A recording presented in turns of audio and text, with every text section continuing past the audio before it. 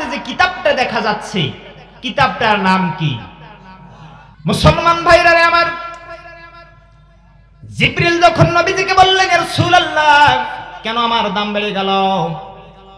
নবীজি বললেন, জিবরাইল, তোমার দাম বেড়ে যাওয়ার পিছনে কারণ আল্লাহ রাব্বুল আলামিন নিজেই বর্ণনা করেছেন। তার আগে জিবরাইল, তোমাকে আমি একটা প্রশ্ন করতে চাই, বলো তো এই পৃথিবীতে কতগুলো ফেরেশতা রয়েছে? জিবরিল বলেন, ইয়া রাসূলুল্লাহ, এতগুলো ফেরেশতা রয়েছে যার হিসাব আমি জিবরাইলের পক্ষে দেওয়া সম্ভব নয়। সুবহানাল্লাহ বলতে পারলেন না? রাসূল বললেন, জিবরাইল, এরপরেও বলো তো দেখি কতগুলো ফেরেশতা রয়েছে। জিবরাইল বলে, ইয়া রাসূলুল্লাহ, একটু উদাহরণ আপনাকে দিতে চাই। নবীজি বললেন, জিবরাইল, কি উদাহরণ? যে 7 আসমানের উপরে বাইতুল মামুর নামে একটা মসজিদ আছে, প্রতি ওয়াক্তে নামাজি এই মসজিদে 70 লক্ষ করে ফেরেশতা নামাজ পড়ে। আল্লাহু আকবার। কয় লক্ষ? দিনে কয়বার নামাজ হয়? আরো জোরে। তে এক ওয়াক্ত নামাজে 70 লক্ষ ফেরেশতা নামাজ পড়ে। দৈনিক 5 বার নামাজ হয়। জিবরাইলকে রাসূল বললেন, হে ভাই জিবরাইল, এই ফেরেশতা আবার কতদিন পর ওই মসজিদে আবার নামাজ পড়ে? জিবরিল বলেন, ইয়া রাসূলুল্লাহ, প্রতি ওয়াক্ত সালাতে যদি 70 লক্ষ করে ফেরেশতা নামাজ পড়ে, দৈনিক 5 ওয়াক্ত সালাত তারা আদায় করে, কিন্তু একটা ফেরেশতার সৌভাগ্য জুটবে না হায়াতে জিন্দেগানিতে আরেকবার নামাজ পড়ার। হায়াত ফুরাই যাবে, ফেরেশতা শেষ হয়ে যাবে, কিন্তু আল্লাহ পাক বলছেন ওই মসজিদে আরেকদিন গিয়ে নামাজ পড়বে, সালাত আদায় করবে, এই সৌভাগ্য কোন ফেরেশতার জুটবে না। তাহলে ফেরেশতা কম না বেশি? তো এতগুলো ফেরেশতার ভিতরে আল্লাহ রাব্বুল আলামিন দাম বাড়াইলেন কয়জনের? কেন? ইয়া রাসূলুল্লাহ, এই কোটি কোটি ফেরেশতার ভিতরে আল্লাহ রাব্বুল আলামিন এই মহা সম্মানিত কিতাবের আনয়নের দায়িত্ব, পৃথিবীতে আগমনের দায়িত্ব কোন ফেরেশতাকে দেয় নাই, আমি জিবরাইলকে দিয়েছি। আমি জিবরাইল সাক্ষ্য দিয়েছি, যে জন্য আল্লাহ রাব্বুল আলামিন 30 পারা কোরআন আমার মাধ্যমে প্রেরণ করেছে। আমি জিবরাইল জানি এই কোরআন নাজিল করার কারণে আল্লাহ রাব্বুল আলামিনের কাছে আমার দাম বেড়ে গেল। ও মুসলমানেরা, কেন কথাটুকু বললাম? যেই কোরআন মক্কা মদিনা নাজিল হওয়ার কারণে মক্কা মদিনার দাম বেড়ে যায়। রমজানুল মুবারক নাজিল হওয়ার কারণে 12টি মাসের ভিতরে রমজানের দাম বেড়ে যায়। কোটি কোটি ফেরেশতাদের ভিতরে জিবরাইল আমিনের দাম বেড়ে যায়। ও মুসলমান, এই কোরআন যদি আপনার আমার জীবনে মেনে নেয়, আপনার আমার দাম বাড়বে নাকি কমবে? আওয়াজ হয় নাই? তাহলে মক্কার দাম বেড়ে গেল, মদিনার দাম বেড়ে গেল, জিবরাইলের দাম বাড়লো, রমজানের দাম বাড়লো। আর আপনি আমি যদি বাস্তব জীবনে মেনে নেই, তাহলে আপনার আমার দাম বাড়বে নাকি কমবে? তাহলে কোরআনটাকে বাস্তব জীবনে মানতে গেলে খানকা থাকলে হবে, মাদ্রাসা থাকলে হবে, হাফেজের সিনায় থাকলে হবে, মসজিদে থাকলে হবে। নিতে হবে কোথায়? হয় নাই? নিতে হবে কোথায়? জাতীয় সংসদে। যদি জাতীয় সংসদে আপনি কোরআনকে পাঠাতে পারেন, কোরআনের ছোঁয়ায় যদি মক্কা মদিনার পরিবর্তন আসে, কোটি কোটি ফেরেশতার ভিতরে জিবরাইলের দাম বাড়ে, রমজানের দাম বাড়ে। যদি বাংলাদেশের চালিকা শক্তি রাষ্ট্রীয় সংসদে যদি কোরআনটাকে সেট করতে পারতাম, আপনার আমার জীবন সোনার যুগে পরিণত হয়ে যেত। আপনি আমি যদি কোরআনটাকে সংসদে পাঠাতে পারি, মনে রাখবেন, আপনার আমার দেশ মাটির দেশ নয়, আপনার আমার দেশ ছোটখাটো জান্নাতের টুকরায় পরিণত হয়ে যাবে। তাহলে সোনার দেশ গঠন করতে গেলে কোরআনটাকে আমাদের সংসদে পাঠাতে হবে। যতদিন পর্যন্ত আপনি আমি এই কোরআনকে সংসদে পাঠাতে পারবো না, ততদিন পর্যন্ত এই কোরআন ঘরে থাকবে, কোরআনের হেদায়েত মানুষের মুসলমানের কপালে জুটবে না। কোরআন খানকায় থাকবে, কোরআন আপনাকে হেদায়েত দিতে পারবে না। কারণ আল্লাহ পাক বলছেন, লিতুখরিজান নাস মিনাজ জুলুমাতি ইলান নূর, আমি কোরআনকে নাজিল করলাম অন্ধকার থেকে মানুষগুলোকে ধরে ধরে আলোর পথে নিয়ে আসবে। কিন্তু কোরআন খানকায় আছে, আপনাকে ধরা কি কোরআনের ঠেকা পড়ছে? তাহলে চুরি বন্ধ হবে কেমন কোরআন আইন আছে, জেনা বন্ধ হবে কেমন কোরআন আইন আছে, ধর্ষণ বন্ধ হবে কেমন কোরআন আইন আছে। কিন্তু কোরআন তো আমরা আইনের জায়গায় বসাতে পারিনি, কোরআনকে তো আমরা লাগাইলাম মানুষ মারা গেলে তেলাওয়াত করার জন্য। কোরআনের কাজ কি আমরা কোরআনকে করতে দিছি? তাহলে অন্ধকার বন্ধ হবে কেমনে, চুরি বন্ধ হবে কেমনে, রাতের আধারে কলমের খোঁচায় লক্ষ কোটি কোটি আত্মসাৎ করা বন্ধ হবে? কোরআনটাকে তো আমাদের জায়গা মতো পাঠাতে হবে। এখন জায়গা মতো যখন পাঠানোর জন্য আমরা চেষ্টা করি, চিন্তা ভাবনা করি, তখন কিছু কিছু মুসলমানরা বলে একে কি আল্লাহ কন্ট্রাক্ট দিয়েছে? কথা বলেন না কেন? আমি এলাকার মানুষ যদি এইরকম করে কথা বলি অসুবিধা হবে? তাহলে আপনাকে কি আল্লাহ আমাদেরকে কন্ট্রাক্ট দিয়েছে যে কোরআন প্রতিষ্ঠা করে দেওয়াই লাগবে? কিন্তু আপনি যে কোরআন প্রতিষ্ঠার জন্য কাজ করতেছেন, আপনার চেষ্টা কতটুকু, আপনার এর পথে ব্যয় কতটুকু, এইটা আল্লাহ রাব্বুল আলামিন কিয়ামতের ময়দানে ধরবেন। আপনি যে প্রতিষ্ঠা করেই দিবেন প্রয়োজন নাই, কিন্তু আপনি চেষ্টা করেছেন কতটুকু, আপনার ব্যয় সময় কতটুকু দিয়েছেন, অর্থ কতটুকু ব্যয় করেছেন এই দিন প্রতিষ্ঠার ক্ষেত্রে, কোরআন দ্বারা সমাজ চালানোর ক্ষেত্রে। আল্লাহ পাক হাশরের ময়দানে এই জবাবদিহিতে আনবে, আর অনেক মোল্লারা এইখান থেকে ধরা পড়ে যাবে। কারণ তারা জানে যদি কোরআন দিয়ে সমাজ চলে, কোরআন দিয়ে রাষ্ট্র চলে, তাদের বড় বড় বোতল খাওয়া বন্ধ হয়ে যাবে। কোরআন দিয়ে সমাজ চললে রাতের আধারে যারা ব্যভিচারে তারা লিপ্ত থাকে জাতির কাছে স্পষ্ট হয়ে যাবে। কোরআন দিয়ে সমাজ চললে সে যে চুরি করে জনগণ তার হাত কেটে দিবে। সুতরাং চোর, ধর্ষক, জুলুমবাজ, অত্যাচারী কখনো যাবে না কোরআন দ্বারা রাষ্ট্র চলুক। তাহলে যারা চুরি করে, ডাকাতি করে, ধর্ষণ করে, অপহরণ করে, লুণ্ঠন করে, এরা কখনো চাবে না এই কোরআন দিয়ে সমাজ চলুক, ঠিক কিনা? যাই হোক, কোরআন দিয়ে সমাজ চালানোর জন্য আপনাকে আমাকে কাজ করতে হবে। আল্লাহ পাক যেন তৌফিক দান করেন, বলে আল্লাহুম্মা আমিন। সম্মানিত হাজিরিন, আজকে আলোচিত বিষয়ের উপর এখন আলোচনা করার চেষ্টা করব। আজকের আলোচিত বিষয় আল্লাহর ইবাদতের পরে মা বাবার সম্মান এবং মর্যাদা। এই কর্তৃপক্ষের সিদ্ধান্ত মোতাবেক বেশ কিছু কিছু লোক আমাকে বলেছে যে এইটা আয়াতের উপর আলোচনা করলে কিছু সুবিধা হয়। তার ধারাবাহিকতায় এই আয়াতটুকু আপনাদের মাঝে নিয়ে এসেছি। আল্লাহর ইবাদতের পরে মা বাবার সদাচরণ, মা বাবার খেদমত। কথা বললে আপনাদের যদি গায়ে লাগে আপনারা কি উঠে চলে যাবেন? যারা বলেন নাই তারা সবাই চলে যাবে। আল্লাহ পাক বলছেন, ওয়া ক্বাদা রাব্বুকা আল্লা তা'বুদু ইল্লা ইয়্যাহু ওয়া বিল ওয়ালিদাইনি ইহসানা। আমার রবের পক্ষ থেকে ফয়সালা, আমার রবের পক্ষ থেকে সিদ্ধান্ত, আমার রবের পক্ষ থেকে ফরজ করা হলো, নির্ধারণ করা হলো, তোমরা আল্লাহর ইবাদত করবে আর মা বাবার ইহসান করবে, সদাচরণ করবে। সুবহানাল্লাহ বলেন সকলে। আল্লাহর মা বাবার সদাচরণ, খেদমত। এখন প্রশ্ন হলো, আল্লাহ পাক কেন আপনাকে আমাকে ইবাদতের কথা বললেন? আল্লাহ আপনাকে কি দিছে জানা দরকার আছে না? মুফাসসিরগণ প্রশ্ন করে বসে, আল্লাহ যে আমাদের ইবাদত চায়, তাহলে ইবাদত চাওয়ার ক্ষেত্রে আল্লাহ আমাদের কি দিছে একটু দেখার দরকার আছে না নাই? কি দিল? কি দিল? এইটা যদি আপনাকে বিশ্লেষণ করে আমি বুঝাতে চাই, এই সংক্ষিপ্ত সময়ে বোঝানো সম্ভব নয়।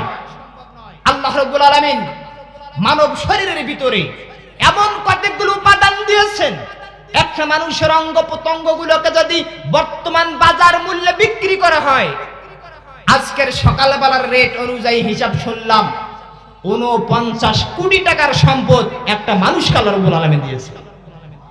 তাও সুবহানাল্লাহ বলতে পারলেন না? 49 কোটি টাকার সম্পদ একটা মানুষ নিয়ে বেড়ায়। কেন? এর ব্যাখ্যা করতে গিয়ে ফিজিল আলিল কোরআন তাফহিমুল কোরআন বাইজাবি উল্লেখ করেছেন আল্লাহ রাব্বুল আলামিন একটা মানুষকে বেঁচে থাকার জন্য প্রতিদিন যে অক্সিজেনটুকু সরবরাহ করে, এই অক্সিজেনের শুকরিয়া আদায় করে কিয়ামত পর্যন্ত শেষ করতে পারবে না। কতটুকু অক্সিজেন গ্রহণ করে? করোনা যখন আমাদের দেশে চললো, একটা অক্সিজেনের সিলিন্ডারের জন্য একটা বাবা মেডিকেলের ভিতরে কাতরায় কাতরায় জীবন শেষ। আজকে বিজ্ঞান বলছে একটা মানুষ দৈনিক সুস্থ থাকতে গেলে সে কমসে কম 500 থেকে 600 লিটার অক্সিজেন গ্রহণ করে। 500 থেকে 600 লিটার সস্তা কথা। আপনি দেখেন 500 থেকে 600 লিটার অক্সিজেনের দাম কত? ক্যালকুলেশন করলাম 5 থেকে 6 লক্ষ টাকা দৈনিক। যে আল্লাহ রাব্বুল আলামিন আপনাকে সুস্থ থাকবার জন্য দৈনিক 5-6 লক্ষ টাকার অক্সিজেন সরবরাহ করে, সেই আল্লাহর শুকরিয়া আদায় করে আপনি কি শেষ করতে পারবেন? আপনার জমিদারি রয়েছে, আপনি অক্সিজেন কিনে খান। আপনার চাকরি রয়েছে, চাকরি 50 বিক্রি করবেন, 50 বার বেচা দিবেন। আপনার শুধুমাত্র অক্সিজেনের ঋণ আল্লাহর কাছে পরিশোধ করতে পারবেন না। তাহলে দৈনিক 500 থেকে 600 লিটার অক্সিজেন খান, বাজার মূল্যে 400 থেকে আপনার 4 থেকে 6 লক্ষ টাকা বর্তমান রেট। তাহলে একদিনে যদি আপনি 4 লক্ষ টাকার অক্সিজেনও খান, কোন জমিদার রয়েছে জমি বিক্রি করে অক্সিজেন কিনতে পারবে? পারবে?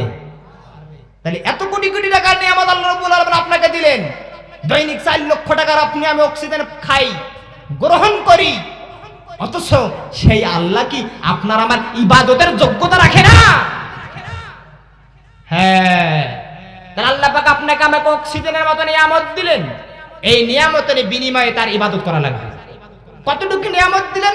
ইমাম ইবনে কাসির লিখেছেন, তাফসীর ইবনে কাসিরের ভিতরে এসেছে আল্লাহ রাব্বুল আলামিন মানব শরীরের ভিতরে 53টা জায়গায় বড় বড় বড় বড় নিয়ামত দিয়েছেন। তার ভিতরে একটা অক্সিজেন, এরপরে চক্ষু, এরপরে কান, এরপরে নাক, এরপরে শ্রবণ ঘ্রাণ শক্তি। লোক সুন্দর, চেহারা সুন্দর, দেখতে স্মার্ট, কথা বলতে পারে না, ভাই দাম আছে? কথা বলেন না কেন? দাম আছে। সব দিকে চলাফেরা ঠিক, শরীর বিশাল বড়, লম্বা, সব দিক থেকে পারফেক্ট। লোকটি কথা বলতে পারে না, কানে শোনে না, মূল্য আছে? তাহলে এই বড় বড় নিয়ামতগুলো আল্লাহ রাব্বুল আলামিন আপনাকে আমাকে দিয়েছেন, এজন্যই উচিত তার ইবাদত করা। আল্লাহু আকবার। এখন ইবাদত কার জন্য আমরা করি? আল্লাহর জন্য না মানুষের জন্য? আরো জোরে কেন? আপনি বলছেন যে আপনি আল্লাহর জন্য ইবাদত করেন, আমি যদি দেখাই দেই আপনি বলবেন না, এটা ভুল হয়ে গেল। ইবাদত কেমনে? আপনি আল্লাহর জন্য করছেন নাকি বান্দার জন্য করছেন? একটু দেখাই দেই। ইবাদত আপনি যে মুসলমান, এই মুসলমানের যে পরিচয় দিবেন দৈনিক যে আমি মুসলিম, আমার বাবা মুসলিম, আমার নানা মুসলিম, আমার ভাই মুসলিম, চাচা মুসলিম, আমিও মুসলিম। মুসলমান থাকতে গেলে দৈনিক 5 ওয়াক্ত নামাজের মাধ্যমে প্রমাণ দিতে হয় আল্লাহ আমি বিধর্মী হয় নাই, এখন মুসলমান রূপে টিকে আছে। কিছু কিছু মুসলমানের নামাজ দিনে 5 বার, মনে রাখবেন। আবার কিছু কিছু মুসলমানের নামাজ সপ্তাহে 1 বার, আবার কিছু কিছু মুসলমানের নামাজ 1 বছরে 2 বার। কয়বার? হ্যাঁ, আবার মজার কথা হলো কিছু কিছু মুসলমানের নামাজ 5 বছর মিলে 1-2 মাস। কথা কি বুঝেছেন? এই নির্বাচন আসলো, সস্তা টুপি কিনবে, পাঞ্জাবি কিনবে, কিনে গায়ে দিবে, আর সাধারণ নিরীহ অসহায় মুসলমানদেরকে ধোঁকা দিয়ে বোকা বানাবে। মনে রাখবেন, এই মুসলমানদেরকে আর ধোঁকা দিয়ে বোকা বানানোর দিন শেষ হয়ে গেছে। আর মুসলমানদেরকে ধোঁকা দিয়ে বোকা বানাবেন, এই চিন্তা যারা লালন করে, আমরা মনে করি তারা এখন পর্যন্ত বোকার স্বর্গে বসবাস করে। কারণ এই মুসলমান এখন সচেতন, ঠিক কিনা? আপনি 5 বছর পরে 1 মাস নামাজ পড়বেন, 5 বছর পরে 1 মাস টুপি দাঁড়িয়ে রাখবেন, সকলকে সালাম জানেন আপনার চরিত্র এই জাতির মানুষ খুব ভালো করে জানে। এটা আপনাকে বুঝতে হবে। ইবাদত হবে কার জন্য? তাহলে ইবাদত হলো ভোটের জন্য। কিসের জন্য? 5 বছর 1 মাস। আবার আমার দেশের মানুষগুলো ইবাদত কি নিজের উপঢৌকন লোক দেখানোর জন্য, লৌকিকতা প্রদর্শন করবার জন্য তৈরি করেছে। কেমন? হজ করে আসে। চাচা আপনি নাকি হজ করলেন? হ্যাঁ বাবা, আল্লাহ হজ করেছি। আপনার নাম আমি এই ওয়াজ মাহফিলের পোস্টারে বিশেষ অতিথি দিতে চাচ্ছি, কেমন করে লিখবো চাচা? এই বাবা আমি হজ করেছি 7.5 লক্ষ টাকা দিয়ে লিখবে। এবারে অতিথি জনাব আলহাজ মোহাম্মদ অমুক। এখন আমার প্রশ্ন হলো, কথাটুকু মনে রাখবেন, ইবাদত 5টা ইসলামের বুনিয়াদের একটা বুনিয়াদ মানার পরে যদি হজ করে আলহাজ লেখেন, সারা জীবন আপনি হারাম গুনাহ করলেন, কবিরা গুনাহ করলেন, কোনোদিন তো হারামই লিখলেন না। কথা বলেন না কেন? কোনোদিনকে হারামই লিখছে? তা আপনি হায়াতে জিন্দেগিতে একবার হজ করে হাজি লিখলেন, আলহাজ লিখলেন, প্রতিদিন যে হারামের সাথে আপনি যুক্ত, আপনি তো হারামই লিখলেন না। কথা মনে রাখবেন, ইবাদত হবে কার জন্য? হচ্ছে কার জন্য? হচ্ছে ভোটের জন্য, লৌকিকতা প্রদর্শনের জন্য।